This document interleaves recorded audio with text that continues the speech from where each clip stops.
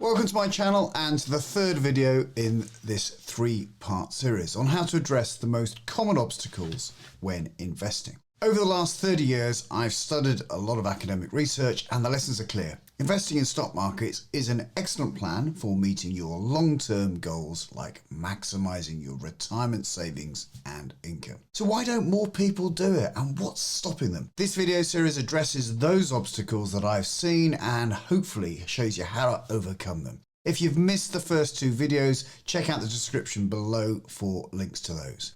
In this final video, I'm hoping to tackle the last three major obstacles that I see when helping people retire successfully. The first is I'm overwhelmed. It's just too much to think about. Thinking a little bit about it right now means worrying a lot less in the future. You know, I understand how you can get overwhelmed. It's possibly how I feel when I get into the wine aisle in the supermarket. I'm just faced with all that choice and I'm kind of going, well, I know whether I want a red or I want a white, but actually I end up generally just buying what I've bought before because that works. What I really want to do, of course, is take a sommelier with me to the wine aisle, someone who can actually give me some advice, ask me some good questions. You know, ask me what I'm going to be eating. Is it a special occasion? How much do I want to spend? What's the outcome that I want? I don't want to get it wrong, and ideally I would delegate it to somebody else. You can delegate as well. You can delegate the responsibility to a financial advisor or financial planner.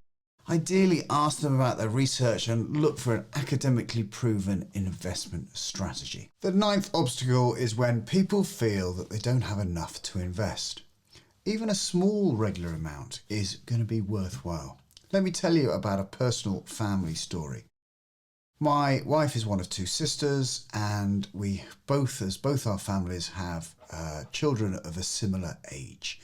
And generously, their grandparents, my wife's parents, wanted to give some money to their grandchildren to be invested. Now, obviously, as you'd expect, we invested our kids' money and in the stock market, in well-run companies of the world. My sister-in-law, in her wisdom, opened up some building society accounts and put her children's money into cash savings. Both pretty sensible things to do. Well, let's actually have a look at the outcome. I use a bit of software in my work called FE Analytics, and here you can see a screen grab of the actually me using the software live. And I'll just explain the way around the software, what I've actually done here. So we've got the FTSE All World Index. So this is just an index of the world's stock markets. And I've compared that against the interest rate received on a 90-day interest cash savings account from a company called Moneyfacts, who do indices for this type of thing. I've done a regular savings amount of £100 a month, and I've run that from September 2009 up until the 19th of May 2022, which is the date of recording this video. So monthly savings, £100 a month, and I want to see what the total return is. And if I go to generate chart and make that large, what we can now see here on the screen is, if I can make that bigger for you, the FTSE All World Index here has given us a return of £29,744, and the 90-day interest count has given £15,906. Obviously, with a blue line here, which is the FTSE World Index, if you could invest in the FTSE World Index, of course, that hasn't got any charges applied to it, but which would have reduced the return that you would have received.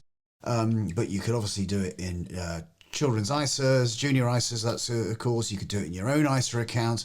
So it wouldn't have any tax and dividends on that level of money, £100 a month going in. And you can see there's a significant gap between A and B. So the nice straight line cash return, you know exactly what you're getting at all periods of time. You don't have to suffer the volatility. But as you can see, that over the long term, the equity market, the well-run companies of the world, has significantly outperformed cash. We see this again and again, repeated over the long terms, that investment accounts, well-run companies of the world, the share prices outperform cash deposits. When it comes to investing for your family's future, there really is no minimum amount. You can start a nice index tracker with probably £100 a month, no problem at all. Finally, the 10th obstacle. It's boring, and I've got better things to do with my time. You know what? Good. Absolutely. It's, a lot of people would just go down that route and go, I don't need to know. It is an emotional journey. I really suggest that you take advice. There's plenty of, you're obviously listening to and watching this video. That's fantastic. There's plenty of companies out there now which will provide you with good investor education. You could go and see an advisor, or you could educate yourself how you could regularly invest. Thank you so much for checking out my YouTube channel. I really do hope this is useful. I'm Justin King. I'm a chartered and certified financial planner, and my aim is to help you live a successful life. And my experience, that often involves understanding your money. I hope you've enjoyed this video. If you have, please press the like button to help more people like you find my channel. Just one more thing, check out my podcast, the Retirement Cafe podcast, and subscribe to that. And I also have a newsletter which you can, which I write and blog every week for other bits of financial wisdom. If you want to register for that, I'll put a link in the description below. Hope this is useful. For now, I'm Justin King. Bye-bye.